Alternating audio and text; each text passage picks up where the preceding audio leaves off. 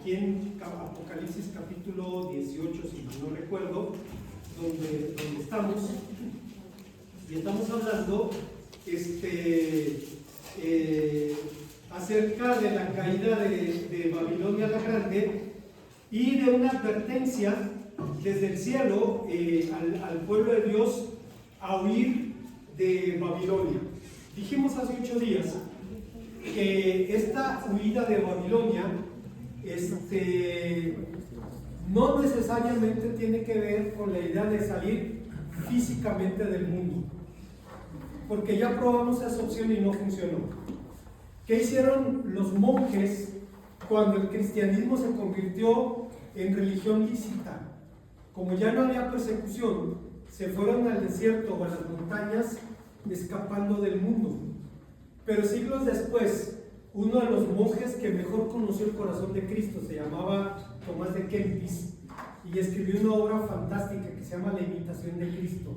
Usted puede comprarla en papel en una librería católica que cuesta 100 pesos o puede descargar el PDF gratuito y es una joya. O sea, el libro que leía Martín Lutero, que leía Juan Calvino, que leía Carlos Spurgeon, todos los héroes del pasado, entre otros, era La imitación de Cristo. Es una obra contundente que escribió un hombre que era monje pero era amanuense. Todavía no se inventaba la imprenta y entonces la Biblia se copiaba a mano. Él lo hizo creo que como entre 8 y 11 veces, algo así. Y cuando escribió La imitación de Cristo no le puso su nombre. Se encontró el manuscrito en el monasterio y la pregunta fue: ¿quién pudo haber escrito esto? ¿Solo Tomás de Kempis? Bueno, Tomás de Kempis fue un hombre que habló mucho acerca de el amor al mundo, pero dijo algo importante. Dijo: ve a donde quieras, escoge el camino que quieras, pero donde quiera que llegues te llevarás contigo mismo. Hay personas que buscan la iglesia perfecta, no existe. Y si existiera, no nos dejarían entrar porque le echaríamos a perder. Sí, o sea, no existe. Hay personas que ya, yo busco una iglesia con sana doctrina, que tenga trabajo misionero, que enseñe esto, que enseñe lo que está. ¿Y tú qué ofreces, hermano? ¿Tú qué ofreces? ¿No? Porque hay gente que llega a la iglesia con la actitud que decía Bonhoeffer. Dice: la mejor actitud es la gratitud. No a la iglesia, a Dios. La iglesia es imperfecta, está formada por pecadores. Y si usted le busca defectos al pastor, no va a tardar mucho en encontrárselos. Es bien fácil eso. Y hay unos que yo sé que ustedes no saben. Sí, o sea, es la verdad. Dios lo sabe. Digo, si lo sabe Dios, que lo sepa el mundo, ¿no? No es nada de que enorgullecerse, pero al final de cuentas, los mortales somos finitos, somos pecadores. Pero usted no va a encontrar eso en Cristo. Cuando mi mamá envejeció, perdió los filtros sociales. Ya tenía más de 80 años y soltaba como lo pensaba. Un ejemplo: una vez fue mi hijo a Torreón y le dice uno de los primos: vamos al estadio, vamos al partido. Oh, sí.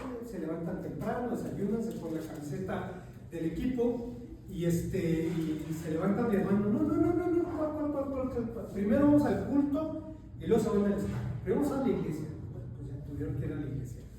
Llega mi hijo con la camiseta del Santos y le dice: abuelita, dice, me da mucha pena. Yo sabía que iba a venir al templo y me traje la camiseta. Y dice mi mamá: ¿y eso te da vergüenza, amigo? Dice: mira, vergüenza es esa, iba pasando el diente del pastor. Meter esa camiseta a la casa de Dios, eso es vergüenza, no la camiseta de la mente. Ya mi mamá la soltaba como la sentía. Envejeció y cuando iba a la iglesia, obviamente tenía sus amigas, había 3 o 4 amigas. La mamá de Toño Estrada, la mamá de todos ellos, se juntaban, se sentaban en la iglesia de Betel en Torreón, y cuando alguien llegaba: hermanas, si supieron que el pastor hizo, dice: mire, hermano, yo no vengo a escuchar, yo voy a escuchar la palabra de Dios. Si el pastor hizo mal, le va a dar cuentas a Dios. pero yo no estoy aquí para juzgarlo ni a usted ni a nadie. Así es que, si quiere hablar de eso, discúlpeme, yo no me presto.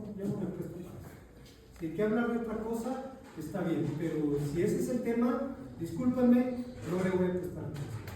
Dice, para mí era saber, gracias Señor, porque tengo un espacio donde mujeres de mi edad pueden entenderme y podemos hablar de nuestros males y de nuestros remedios, ¿no?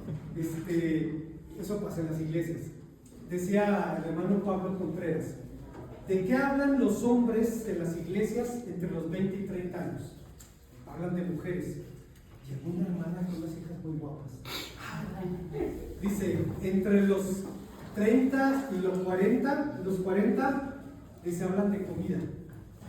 No, aquí a la vuelta hay unos taquitos bien sabrosos. Dice, y de los 50 en adelante hablan de medicina. Hay una pastillita muy buena para eso. Dice, esos son sus temas. Es cierto.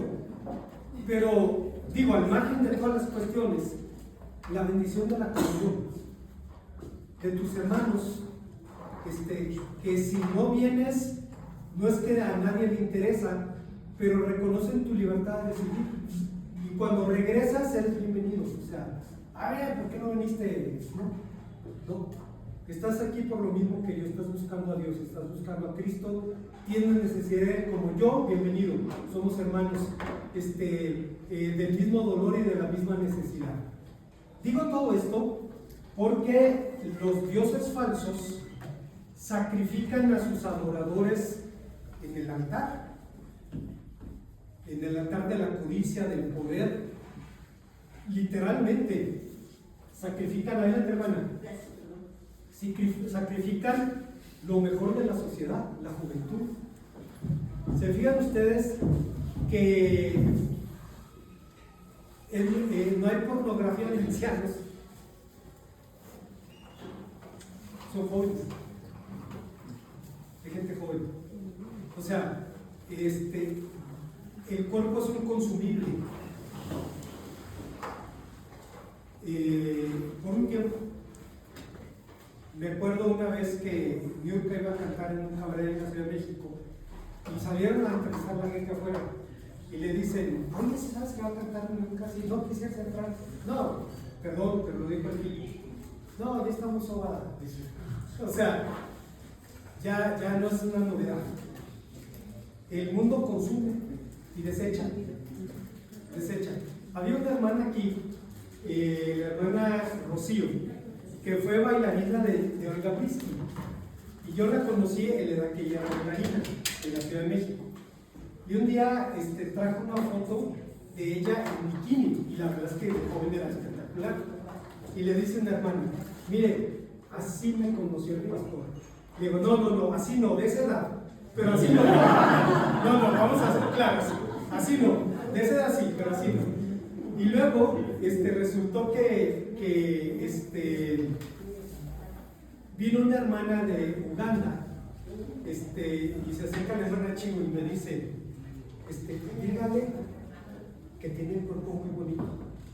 ¿Cómo? Dígale que tiene un cuerpo muy bonito. Hermanas, ella dice, no le voy a llegar yo con eso, ¿no? Ella dice que tienes el cuerpo muy bonito. Ella, o sea, sí, no vayan a pensar otra cosa, ¿no? Pero hermanos, es un consumible. La belleza se desvanece y más rápido de lo que pensamos. Recuerde usted, ¿en qué momento dejaron de decirle señorita y empezaron a decirle señor o señora? Ni cuenta se da uno. Decirle joven a decirle señor o don, ¿no? Ni cuenta se da uno. Yo creo que a mí me pasó eso a los 26 años. A los 26 años, estábamos en Zamora, Michoacán, y el que no creía que mi esposa y yo éramos monja y cura, nos empezaron a decir señor y señora. 26 años. Pasamos rápido. En Eclesiastés tenemos una descripción del cuerpo envejeciendo. Antes que se oscurezcan los que miran por las ventanas, se doblen los hombres fuertes, Sí, o sea, describe todo el cuerpo colapsando por la vejez. Hermanos, yo ya me doy cuenta. Voy a la tienda y tostadas, ok, ya se me ve la vida, y dice Jorge, dice, ay, por favor, dice, no te vaya a pasar lo que le pasó a un pintor de aquí en Querétaro. Dice, le dio Alzheimer a su mamá. Dice, enterramos a mi mamá y al otro día mi papá empezó. Dice, y entonces tuve que cuidar a mi mamá y tuve que cuidar después a mi papá. Tuve que enterrar a mi mamá y tuve que enterrar a mi papá. Dice, espero que no te vayas por allí, ¿no? No vayas a hacer lo que decía el pastor Alejandro Zamora.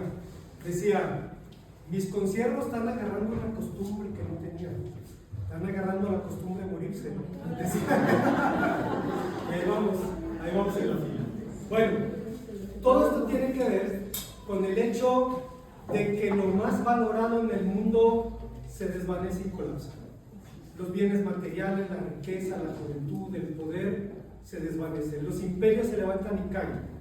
Algunos de maneras estrepitosas, otros empieza su proceso en el que pasan las diferentes etapas de su condición de moribundos y finalmente llega el momento en que colapsan. Pero son poderes temporales y terrenales que se oponen al reino de Dios. Dice Juan Stam en el texto, la página 89, en el punto B, hay una exhortación al oráculo de salir de en medio de ellos, que como dijimos, no consiste en hacernos monjes e irnos al desierto. Entre paréntesis, en la historia cristiana hay dos clases de monasticismos. Está el solitario en los desiertos y el comunitario en Europa. El clima frío de Europa hacía necesario que hubiera comunidades más grandes para sobrevivir el invierno. El desierto de Siria-Palestina no daba los recursos para sostener comunidades grandes y había personas que se iban solitas a una cueva. Hubo un asceta muy famoso, Simeón el Estilita, quien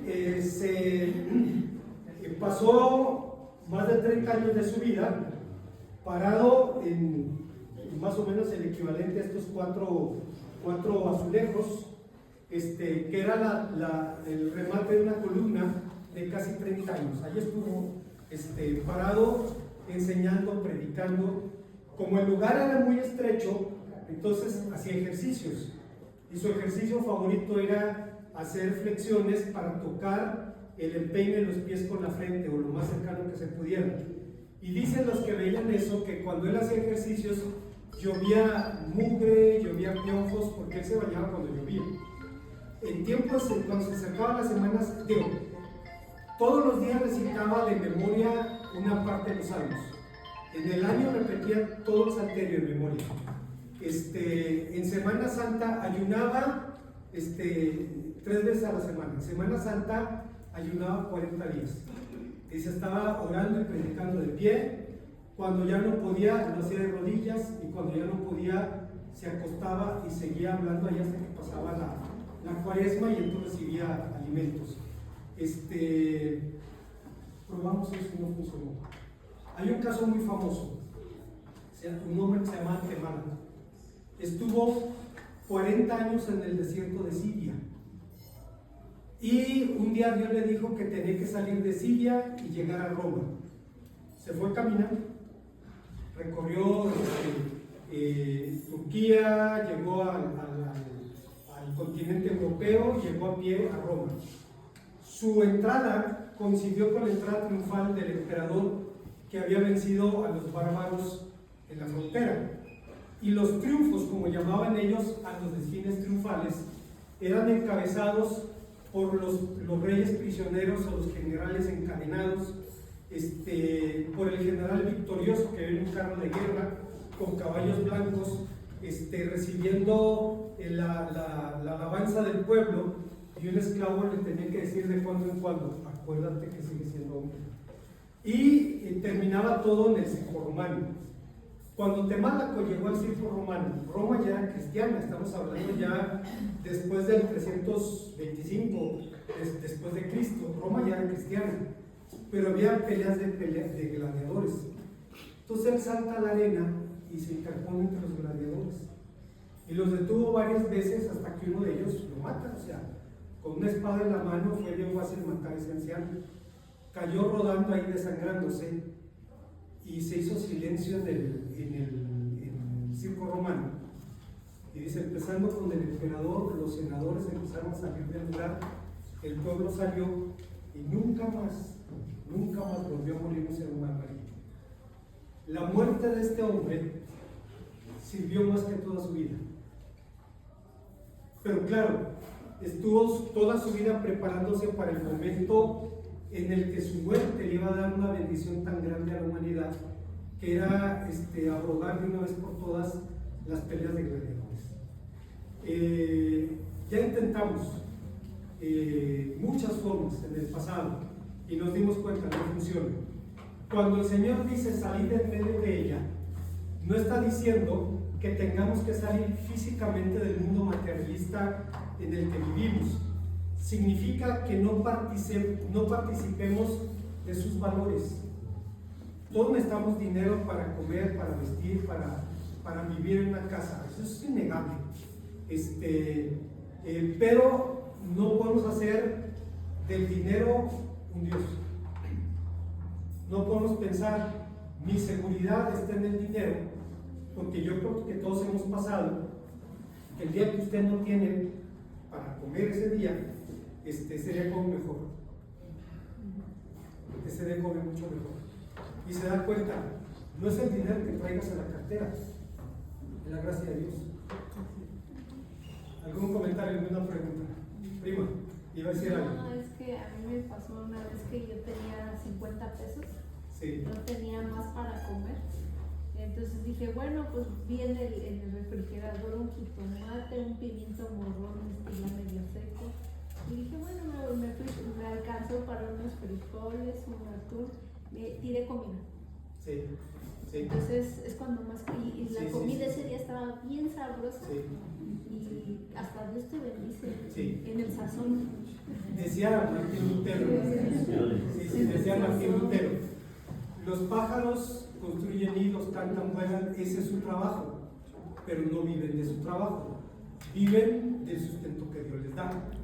Los caballos y los bueyes trabajan, llevan cargas, los caballos van a la guerra, ese es su trabajo, pero no comen de él, sino que viven de la hierba que Dios les da para que se sostengan. Salud.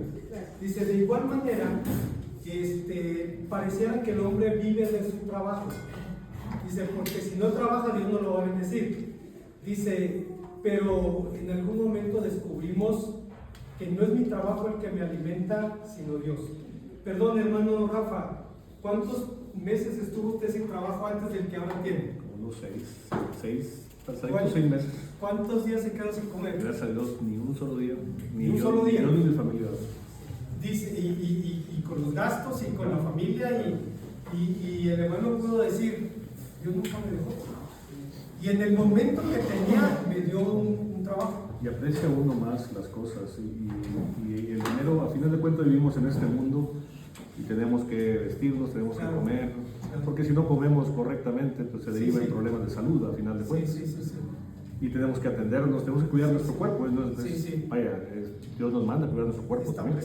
Claro. Pero a final de cuentas, Dios provee. En todo momento provee. Y es increíble las formas en que provee, que no te lo imaginas. Y que dices, no va a pasar, no la voy a hacer, y se dan las cosas. Y es cuando dices tú, es increíble que todavía pasa eso y no demos el valor a esa. ¿Tengo muy buena suerte o hay un Dios que abre su mano? Yo creo que la suerte no existe, existe Dios. No existe, claro. Hermana Yola. Así me pasó algo parecido cuando voy en un taxi o algo, pues empiezo ahí a predicar. Entonces una vez un taxista iba enojadísimo, renegando y diciendo, para esto acabábamos de pasar la pandemia. Y dice, no, es que no me repongo. Y bueno, ahí diciendo, quejándose. Y nada más digan una cosa, una. Todo ese tiempo de la pandemia se quedó un día sin comer. No. ahí está, le digo, la gracia de Dios, ahí está el amor que le tiene Dios. No, tiene usted razón. Porque Dios no se queje, porque ningún día, pese a la pandemia y a todo, que no había quien ocupar el taxi, entonces, y digo, agradezca a Dios eso. Ni un día dijo que se había quedado sin nada. Perdón que me extienda en esto, el hermano Walter Biggs me dijo hace algunos años, todos los días Dulce y yo leemos un capítulo de la Biblia y leemos algún devocional, algún libro devocional que tenga alguna enseñanza. Me recomienda uno, le digo, sí, le recomiendo la obra de Jeremías Burroughs, que es El contentamiento, la rara joya del carácter cristiano, que la femenil estudió hace unos meses. Y es una maravilla, porque lo enfrenta uno a la Biblia, y tiene uno razones para decir, como decía San Pablo, estoy satisfecho, tengo más de lo necesario. Yo no sé si usted un día ha volteado al alrededor en su casa y se ha preguntado, ¿de dónde salió esto? De la mano de Dios. No puede decir, yo tengo una cuenta en el banco y fui, no, o sea, salió de la mano de Dios, de la gracia de Dios. Entonces, salir del mundo no significa salir físicamente de él, dejar de usar dinero, no va por ahí. Tiene que ver con la idea de que dijo Cristo que estamos en el mundo, pero no somos del mundo. Tenemos que funcionar en este mundo sin convertir al mundo y a sus satisfactores en Dios. Es decir, no, toda buena dádiva, todo un perfecto proviene de lo alto, del Padre de las luces, en quien no hay mudanza ni sombra de variación, dice el apóstol Santiago. De ahí viene de su buena mano. Entonces la exhortación tiene que ver con eso, hermanos. ¿Sí, hermano Mario? Bueno, ahora que estás comentando, ¿no?, todo este tema de los agradecimientos de Dios, y que, como usted dice, de nuestro trabajo semana en alimento y todas esas cosas. Pero ahorita yo me recuerdo que tuve que participar en un proyecto en Sinaloa, en una empresa que es una biblioteca ahí. El pueblo se llama Comedero, pero no había que comer. Porque fue inundado el pueblo y vivíamos en un lugar que se llama La Lama. Lo que desayunábamos o lo que comíamos era lo mismo que cenábamos. No había privilegios para nadie. Desde el superintendente hasta el último nivel teníamos que comer lo mismo. ¿Se ha comido carne dura? No se tenemos que comer y no hay otra. La verdad, todos tenían que sujetarse a eso, no los privilegios, y ahí teníamos que estar 15 días a ese ritmo, y si alcanzamos a bajar a Culiacán 4 horas en terracería, que a veces se le hacía una riesgo, que quedó en el campamento. Y dice uno, gracias a Dios uno come. Y no se. Lo único que gracias a Dios uno come de todo. Sí. De todo. Ahí se le quita lo religioso a uno, ¿no? Ahí es cuando de veras algunas gentes que menosprecian deberían de experimentar un poquito eso, de llegar y decir, ¿sabes qué? Esto es lo que hay, esto es lo que Dios me dijo y para adelante. Y gracias a Dios está Durante el levantamiento zapatista, un hermano de la iglesia fue de voluntario a un campamento de refugiados. Dice, los hombres se la pasaban así, platicando, porque los voluntarios, decían ellos, pues el gobierno les paga, entonces no levantaban ni un dedo para cargar un balde de agua. Dice, y les dicen, tienen que comer lo mismo que la gente, que era arroz y frijoles. Dice, una vez le regalaron pulpos en lata. Dice, no, los tiraron porque ellos no comen eso. Dice, algo tan sabroso, ¿no? Pero ellos lo tiraron. Bueno, dice este hermano, al cuarto día, dice, te estás matando físicamente y nada más comes arroz y frijoles, ya no te sientes muy bien. Y supo que en algún lugar vendían queso. Dice, eran quesos que hacían en latitas de atún. Allí ponían el queso. Y dice, yo un día pues fui y me compré un queso. Dice, llego con mis ojos lujuriosos sobre el queso Y sale una señora y le dice, con razón tú te lo estás bien gordo, tú te lo comes solo.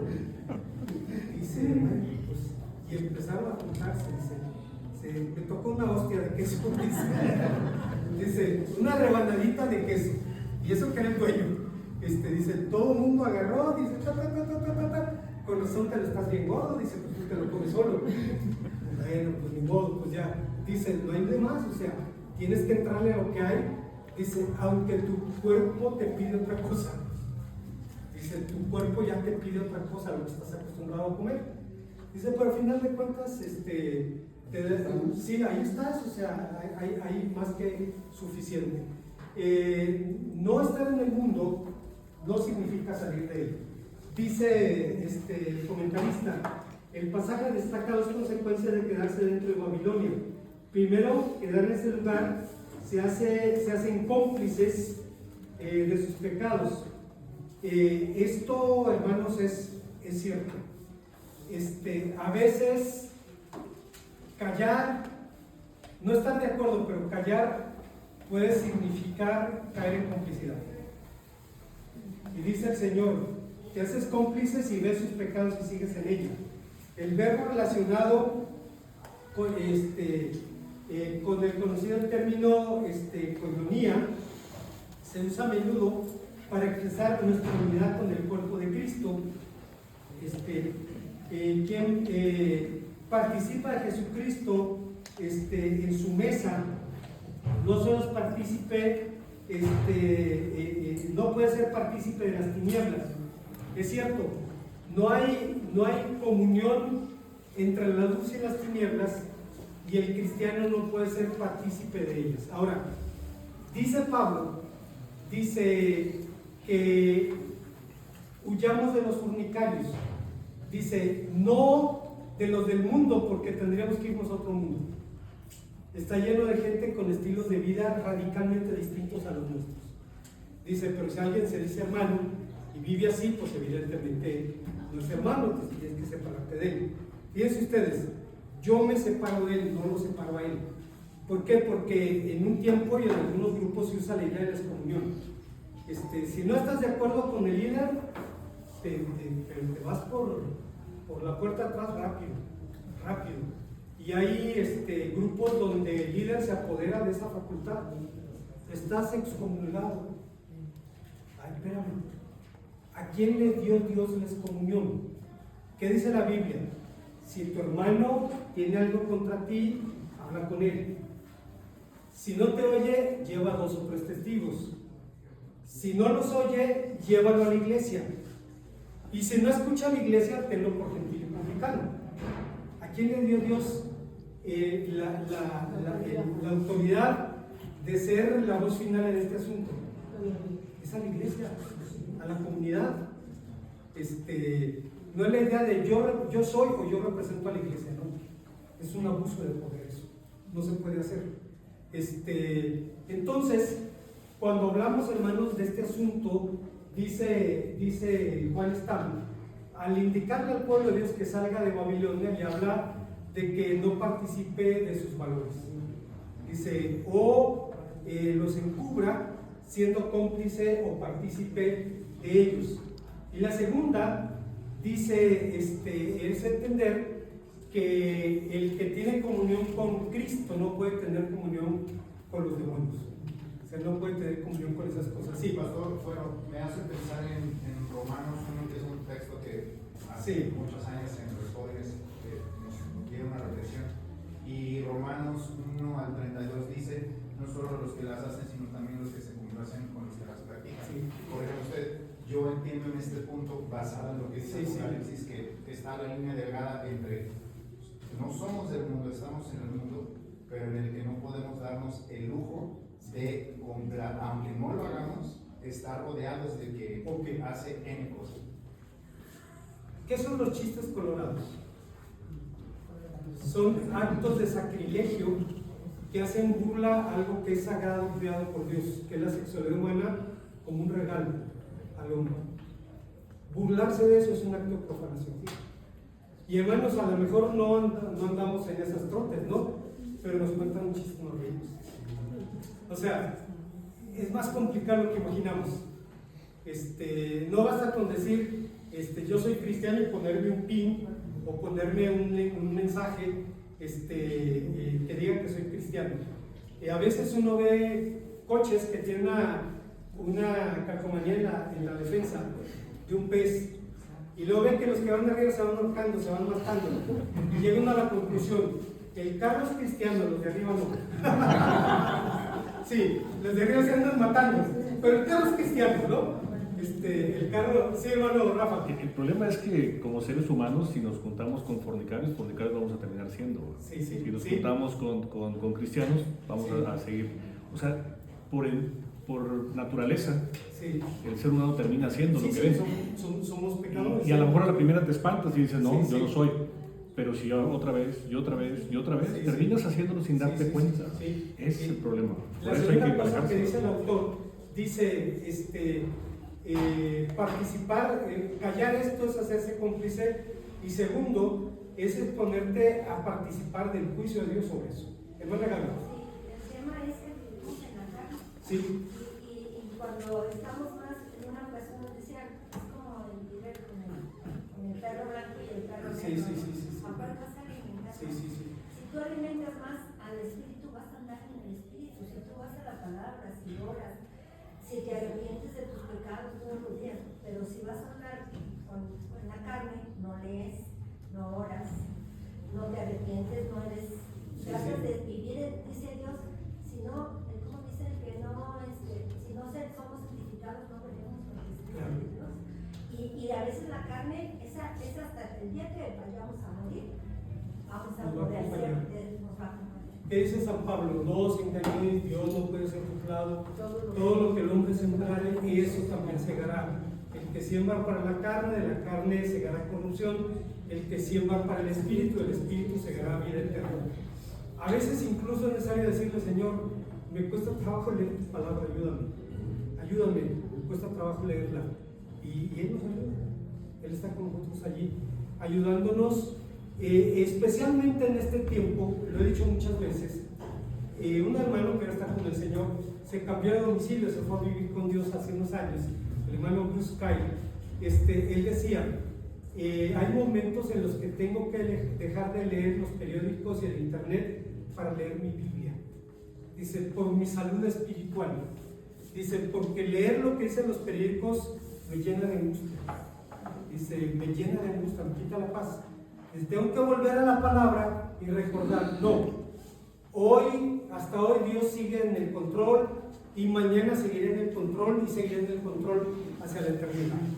Dice, entonces puedo descansar en Él. De otra manera, hermanos, hace unos castillos en el aire, y son cosas que están ocurriendo hoy día, ¿no? Que pueden robar la paz, y uno tiene que decir, ¿dónde la voy a buscar? Solo en Dios. Solo ahí la puedo encontrar. Y cuando uno va a la palabra y descansa en ella, le dice, Señor, gracias. En esos momentos hay que escuchar música cristiana, alabanzas, porque entonces uno recuerda quién es Dios. Y después de escucharlas, en algún momento usted voltea y está su carga, y usted decide, ¿me la vuelvo a poner en la espalda o la pongo sobre Cristo? Porque no dice acaso el apóstol San Pedro, echad toda vuestra ansiedad sobre Él, porque Él tiene cuidado de vosotros. Tú decides. Es como el hombre que lleva una carga de leña, le ofrecen un ray en la camioneta, se sienta en la caja, pero lleva la leña en la espalda. Se para el chofer y dice, Señor, baje la carga, póngala en la camioneta, no tiene que llevarla. Es lo que nos dice el Señor. Llevad mi yugo sobre vosotros y aprended de mí, que soy manso y humilde, y hallaréis descanso para vuestras almas. Hermano Ramón. Pues dice el Señor que todo esto se va a acabar. Dios va a juzgar al idólatra y a la gran Babilonia la va a destruir. Pero también esa voz del cielo que nos dice a nosotros como cristianos que nos apartemos, tenemos que tomarla muy en serio, porque también nosotros vamos a ser juzgados por nuestros actos. Y pues estamos en el mundo, pero tenemos que hacer el esfuerzo de apartarnos del pecado y de vivir en esa idolatría o de esa vanidad, de ese sistema que nos envuelve en esta vida que tenemos, pero tenemos a Cristo. Amén. Cristo es poder. Y eso es lo que dice Juan Estamos. dice Juan tenía muchas razones para emitir una advertencia. Algunos cristianos de Asia Menor, lejos de ser perseguidos por la bestia, estaban prosperando dentro del sistema. Vivían en una religión de un movimiento económico muy dinámico, y la mayoría de las 7 ciudades eran muy prósperas, las ciudades de Asia. Es evidente que muchos cristianos de la Odisea y de Sardis y de estas congregaciones, dice, participaban del comercio y prosperaban, y además un importante sector de la iglesia, los nicolaitas, Balaam, Jezabel, etc., se sentían atraídos por el sistema y promovían un acomodo oportunista con el imperio y con el emperador. A ellos y contra ellos, la voz del cielo llama a emigrar del sistema o del mundo. Es decir, hermanos, hay personas que piensan, o sea, comprometen su lealtad cristiana a un sistema. ¿Cómo es posible? ¿Cómo es posible? Fulano de tal nos representa y es un pedófilo. Un pedófilo, ¿cómo representa a los cristianos? A menos que los cristianos sean como él, ¿no? O sea, ¿cómo en aras de una acomodación oportunista podemos cerrar los ojos ante la realidad y decir, este hombre nos representa? Es un pedófilo. ¿Cómo te representa? Estoy hablando de la derecha cristiana en Estados Unidos, pro armas, pro Trump, etcétera, etcétera. Y hermanos, nos ven a los demás chiquitos y orejones, o sea, como dicen que Dios le da los ratones, así del hombro sobre el hombro, ¿no? O sea, esa adaptación a un sistema idolátrico no te hace mejor. Con toda tu prosperidad, ¿perdón? Aquí en México estaba viendo un programa y cuando cumplió Nazón 50 años, sí. hicieron su fiesta en Bellas Artes. Sí. Y había toda la élite, que era dirigentes de estos empresarios, iglesias, políticos, y aparte, hermanos, reverenciándolo porque era el apóstol de Dios. Y uno dice, ¿cómo es posible? Esas personas sabían quién era ese tipo, claro. Desde siempre lo supieron, ¿no? Y el papá y el abuelo. Sí. Y están ahí, haga de cuenta, como si ese hombre fuera Dios mismo. Sí. ¿Pero por qué? Pues porque tiene dinero y porque le apoyado a él, les daba muchos votos. Claro. Entonces, tenía que estar con ellos. Él le decía al gobierno de Jalisco, ¿cuántos votos necesitas? Sí. ¿Cuánta gente quieres en la calle? Sí. 40,000, sacaban 40,000. Vaciaban la hermosa provincia y ahí van a manifestarse por el mejor postor, porque primero eran del PRI, luego del PAN, luego del Movimiento Ciudadano y al mejor postor. Esa es la realidad. Alabándole, eres el más hermoso de los hombres. A ver, yo no me creo ni quiero estar calificado para juzgar la belleza divina, la belleza masculina, pero no creo que este pelado sea el más hermoso de los hombres. O sea, la verdad, digo, no es mi trabajo ni lo quiero hacer tampoco, pero darle alabanzas mesiánicas. Y ahora ya le sacaron a la vuelta. Está en la cárcel por los pecados de todos nosotros. Angustiado y afligido, no abrió su boca. El siervo sufriente. Sí, el siervo sufriente. El siervo sufriente. Y hay gente que todavía no es leal. Ya la mayoría ya no. Ya es un movimiento que va de salida. Pasó lo que dijo el padre Atié. Es un sacerdote activista contra la pedofilia eclesiástica. Él fue víctima del padre Maciel y lo entrevistaron en la televisión y dijo, a lo mejor muchos que me escuchen van a decir que parezco predicador evangélico. Dice, pero tengo que decirlo. La palabra de Dios dice, toda planta que mi Padre Celestial no plantare será desarraigada. Dice, a lo mejor digan que soy predicador evangélico, pero está en la Biblia. Y dice, y esto se va a acabar porque es de hombres. Y la iglesia se inventó un argumento increíble. Las raíces eran malas, pero los frutos son buenos. No, dice la Biblia, si el árbol es malo, los frutos son malos. Punto. No, las raíces eran malas, pero los frutos resultaron buenos. No se puede, está contaminado desde origen. Desde el mismo principio está contaminado. Entonces, hermanos,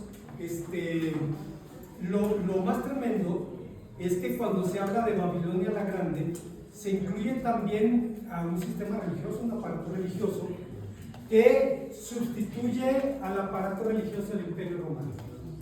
Ahora, los profetas de enlace viven para chulear, para adular, para elogiar a los políticos que pagan por eso. Así de sencillo. El señor Trump va a ir a visitar tu iglesia, manténle largos, porque va a ir el señor Trump. Estás recibiendo un pedo. ¿Cómo te va a juzgar tu hijo?